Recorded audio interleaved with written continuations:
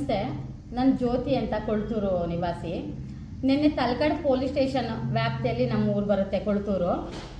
ಒಂದು 50ರಿಂದ 60 ಜನ ಮಹಿಳೆಯರು ಒಟ್ಟಿಗೆ ಹೋಗಿ ತಲಕಾಡು ಸ್ಟೇಷನಲ್ಲಿ ಒಂದು 7-8 ಜನ ಗಂಡಸರು ಲೀಡರ್ಸ್ ಅಂದರೆ ಮುಂದಾಳತ್ವ ವಹಿಸ್ಕೊಂಡಿರೋಂಥ ಜನಗಳ ಜೊತೆ ಹೋಗಿ ಒಂದು 100ರಿಂದ 150 ಜನಕ್ಕೆ ಸಬ್ಸಿಡಿ ಲೋನ್ ಕೊಡಿಸ್ತೀನಿ ಅಥವಾ ಬೇರೆ ದುಡ್ಡು ಕಸುಲು ಕಾರ್ ಲೋನು ಯಾವ್ದ್ಯಾವುದು ಅಂದರೆ ಆ ಥರದ್ದು ಏನೇನೋ ಮೋಸ ಮಾಡಿದ್ದಾಳೆ, ಊರು ಬಿಟ್ಟು ಪರಾರಿಯಾಗಿದ್ದಾಳೆ, ಅಥವಾ ನಮಗೆ ಆಮೇಲೆ ಯಾವುದೋ ಮೈಕ್ರೋ ಫೈನಾನ್ಸ್ ಸಂಘಗಳಲ್ಲೆಲ್ಲ 50,000 1 ಲಕ್ಷ ಆ ಥರ ಎಲ್ಲ ತಗೊಂಡು ಮೋಸ ಮಾಡಿಬಿಟ್ಟಿದ್ದಾಳೆ. ನಮಗೆ ಟೋಟಲ್ 27 ಲಕ್ಷ ರೂಪಾಯಿಗಳನ್ನ ನಮಗೆ ಮೋಸ ಮಾಡಿ ಹೊರಟೋಗಿದ್ದಾಳೆ, ಊರೇ ಬಿಟ್ಟು ಹೋಗ್ಬಿಟ್ಟಿದ್ದಾಳೆ. ಅವಳನ್ನ ಯಾವ ಗ್ರಾಮಕ್ಕೆ ಹೋದ್ರೂ ಸೇರಿಸ್ಕೋಬೇಡಿ, ಮತ್ತು ಅವಳು ಫ್ರಾಡು ಅಂತ ಹೇಳಿ ನನ್ನ ಬಗ್ಗೆ ಆರೋಪಗಳನ್ನ ತಲಕಾಡು ಸ್ಟೇಷನಲ್ಲಿ ಮಾಡಿ ಕಂಪ್ಲೇಂಟ್ ಕೊಡ್ತೀವಿ ಅಂತ ಒಂದಿಷ್ಟು ಜನದ ಗುಂಪು ನಿನ್ನೆ ಅಲ್ಲಿಗೊಂದು ಸರಿಸುಮಾರು ಒಂದು 12:30-1 ಗಂಟೆ ಟೈಮಿಗೆ ಅಲ್ಲಿ ದೂರು ಕೊಡ್ತೀನಿ ಅಂತ ಹೋಗಿರ್ತಾರೆ. ಆದರೆ ನಾನೇ ಖುದ್ದಾಗಿ ಬಂದು ಜ್ಯೋತಿ ಮಾಧ್ಯಮ ಮಿತ್ರರ ಮುಂದೆ ಹಾಜರಾಗಿ ಮಾತಾಡ್ತಿದ್ದೀನಿ. ನಾನು ಕೊಳ್ತೂರು ನಿವಾಸಿ, ಅಂದರೆ ನಮ್ಮ ಮಾವನ ಹೆಸರು ಕೂಡ ಪ್ರಸ್ತಾಪ ಮಾಡಿರೋದ್ರಿಂದ ನಾನು ಅವರ ಪರಿಚಯ ಮಾಡ್ಕೊಡ್ತೀನಿ. ನಮ್ಮ ಮಾವ ಒಬ್ಬ KPC ಎಂಪ್ಲಾಯ್ ಆಗಿರೋದ್ರಿಂದ ಜೋಗ್ ಫಾಲ್ಸಲ್ಲಿ ಅವರು ಇದ್ದರು. ಅಲ್ಲಿಂದ ಅವ್ರು ಎಕ್ಸ್ಪೈರ್ಡ್ ಆದಮೇಲೆ ನಾವು ನಮ್ಮ ಜಮೀನು ಮನೆ ಇದೆ ಅಂತೇಳಿ ನಮ್ಮ ವಾಸ ಸ್ಥಳಕ್ಕೆ ಕೊಳ್ತೂರಿಗೆ ಬಂದು ಅಲ್ಲಿ ವಾಸ ಮಾಡ್ತಿದ್ದೀವಿ. ನಾನು ಸಾಮಾಜಿಕ ಹೋರಾಟಗಾರ, ಅಂದರೆ ಸಾರ್ವಜನಿಕ ಹೋರಾಟಗಾರ. ಕೆಲವೊಂದು NRG ವರ್ಕು ಜನಕ್ಕೆ ಏನಂದರೆ ಇವರು ಕೆರೆ ಕಟ್ಟನ JCBಯಿಂದ ತೋಡ್ಸೋದು, ದುಡ್ಡು ತೆಗೆಸ್ಕೊಳ್ಳೋದು, ಈ ಲೀಡರ್ಸು ಈ ರೀತಿ ಮಾಡ್ತಿರೋದ್ರಿಂದ ಅದು ಯಾವುದೂ ಮಾಡಬಾರ್ದು, ಜನನೇ ಕೆಲಸ ಮಾಡಿ ದುಡ್ಡನ್ನ ತಗೋಬೇಕು ಅನ್ನೋದನ್ನ ನಾನು ಸ್ವಲ್ಪ ಒಂದು ಸಣ್ಣದಾಗಿ ಹೋರಾಟ ಮಾಡಿ ಅರಿವು ಮೂಡಿಸಿ ಒಂದು ಕಟ್ಟೆ ಕೆಲಸ ಪೂರ್ತಿ ಒಂದು ಪಂಚಾಯತಿ ವ್ಯಾಪ್ತಿಯಲ್ಲಿ ಬರೋಂಥ ಒಂದು ಕೆಲಸನ ಒಂದು 150 ಜನಕ್ಕೆ ನಾನು ಕೆಲಸ ಕೊಟ್ಟಿದ್ದೆ ಅವಾಗ. ಮತ್ತೆ ಒಂದು ಸ್ಮಶಾನ SC ಕ್ಯಾಸ್ಟಿನ ಒಂದು ಮಸಾಣದ ಕೆಲಸ ಅಭಿವೃದ್ಧಿನೂ ಮಾಡಿಸ್ತಾ ಇದ್ದೆ. ಕಾರಣಾಂತರಗಳಿಂದ ಇವ್ರುಗಳು ದೊಂಬಿ ಗಲಾಟೆಯಿಂದ ಅರ್ಧಕ್ಕೆ ಅದನ್ನು ನಾನು ಸ್ಟಾಪ್ ಮಾಡಿದ್ದೀನಿ. ಇವಾಗ ನಾನು ಹೇಳ್ತಾ ಇರೋದು, ಇವರು ಈ ರೀತಿ ಆರೋಪಗಳನ್ನ ಮಾಡ್ತಿದ್ದೀರಲ್ಲ, ಇವ್ರ ಹತ್ರ ಯಾವುದಾದ್ರೂ ಒಂದು ದಾಖಲೆನ ತಗೊಬಂದು ಅವರು ಅದರ ಮುಂದೆ, ಅಂದರೆ ಸ್ಟೇಷನ್ ಮುಂದೆ ಆಗಲಿ ಅಥವಾ ಮಾಧ್ಯಮ ಮಿತ್ರರ ಮುಂದೆ ಆಗಲಿ ಇಟ್ಟರೆ ಆ ಮಾಹಿತಿ ಏನಿದೆಯೋ ಅದರಲ್ಲಿ ದಾಖಲೆ ಪ್ರೂವ್ ಮಾಡಿದ್ರೆ ಎಲ್ಲ ಮಾಧ್ಯಮ ಮಿತ್ರರು ಅಥವಾ ಆ ಸಾರ್ವಜನಿಕರ ಮುಂದೆ ಅದೇನು ಅಂದರೆ ಭಾರತದ ಸಂವಿಧಾನದ ಅಡಿಯಲ್ಲಿ ಏನು ಶಿಕ್ಷೆಗೆ ಒಳಪಡಿಸ್ತಾರೋ ಅಥವಾ ಯಾವ ರೀತಿ ಕಾನೂನು ಇರುತ್ತೋ ಅದಕ್ಕೆ ನಾನು ತಲೆ ಬಗ್ಸೋದಕ್ಕೆ ನಾನು ಸಿದ್ಧವಾಗಿದ್ದೀನಿ.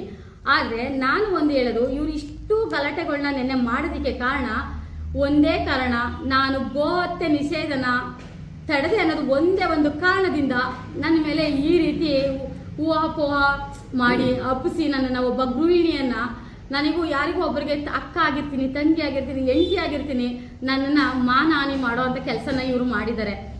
ನಮ್ಮ ಮಾನ್ಯ ಸೋಷಿಯಲ್ ವೆಲ್ಫೇರ್ ಮಿನಿಸ್ಟರ್ ಹೆಸರನ್ನ ತೆಗೆದಿದ್ದಾರೆ. ನನಗೂ ಅವರಿಗೂ ಯಾವುದೇ ಒಡನಾಟ ಇಲ್ಲ. ಇದರಲ್ಲಿ ನಾನು ಸ್ಪಷ್ಟವಾಗಿ ಹೇಳಬಲ್ಲೆ. ನಾನು ಅವ್ರು ಗೆದ್ದ ನಂತರ ಒಂದು ಬಾರಿ ನಾನು ಸ್ಟೇಜ್ ಹತ್ರ ನಿಂತು ನೋಡಿರೋದು ಬಿಟ್ಟರೆ ಇನ್ನು ಯಾವುದೇ ಒಡನಾಟ, ನನ್ನ ಅವರ ನಡುವೆ ಯಾವುದೇ ಒಡನಾಟ ಇಲ್ಲ.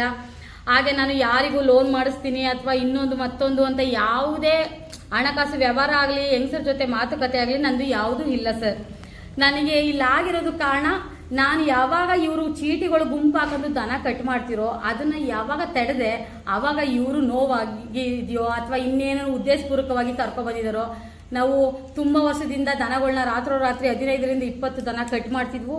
ಈ ಸಲ ಇದನ್ನು ತಡೆದು ಬಿಟ್ಲಲ್ಲ ಅನ್ನೋ ಕಾರಣಕ್ಕೆ ಇವ್ರು ಈ ರೀತಿ ಬಂದು ಗುಂಪು ಗಲಭೆ ಮಾಡಿ ನಾವು ಧರಣಿ ಕೂರ್ತೀವಿ, ನಾವು ಹೀಗೆ ಹಾಗೆ ಅಂತೇಳಿ.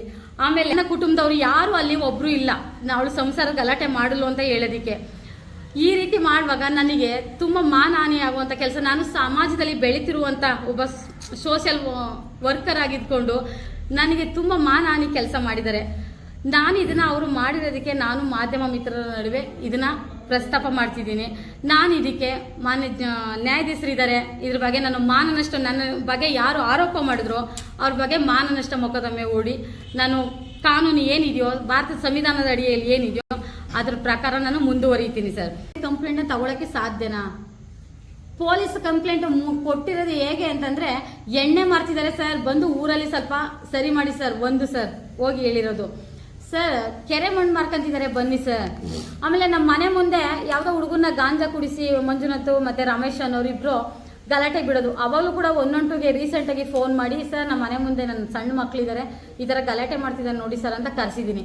ಇದನ್ನು ಬಿಟ್ಟರೆ ಪೊಲೀಸ್ನವ್ರಿಗೆ ನಾನು ಹೋಗಿ ಕಂಪ್ಲೇಂಟ್ ಕೊಡೋದು ಬರೋದು, ಅದು ಯಾವುದೇ ದಾಖಲೆ ಇದ್ದರೆ ನೀವು ತೋರಿಸ್ಬೋದು ಸರ್. ನನಗೆ ಅವ್ರು ಏನು ಅಪವಾದ ಮಾಡ್ತಿದ್ದಾರೋ ಅದು ಸತ್ಯಕ್ಕೆ ತುಂಬ ದೂರವಾಗಿರೋದು. ಆದರೆ ನನ್ನನ್ನು ತುಂಬ ಮಾನಹಾನಿ ಮಾಡಬೇಕು ಅನ್ನೋ ಒಂದೇ ಒಂದು ಉದ್ದೇಶದಿಂದ ಇವರು ಉದ್ದೇಶಪೂರ್ವಕವಾಗಿ ನನ್ನನ್ನು ಇಷ್ಟೆಲ್ಲ ಟಾರ್ಗೆಟ್ ಮಾಡ್ಕೊಂಡು ಬಂದರು ಅಂದರೆ ಈ 2 FIR ಕೇಸು ಅವ್ರ ಮೇಲೆ ಅವ್ರು ಎಲ್ಲಿ ಬಂದಿದ್ದಾರೆ ಅಂದರೆ ಅವಳು. ಹಾಗೆ ನಾನು ಇವ್ರು ಇಷ್ಟು ಜನದ ಮೇಲೆ ಮಾದೇವಸ್ವಾಮಿ, ಮಂಜುನಾಥ, ಸೋಮಣ್ಣ ಅವ್ರ ಮೇಲೆ ಮಾನನಷ್ಟ ಮೊಕದ್ದಮೆನ ನಾನು ನಮ್ಮ JMFC ನ್ಯಾಯಾಲಯದಲ್ಲಿ ಹೂಡ್ತೀನಿ ಸರ್ ಇದನ್ನು.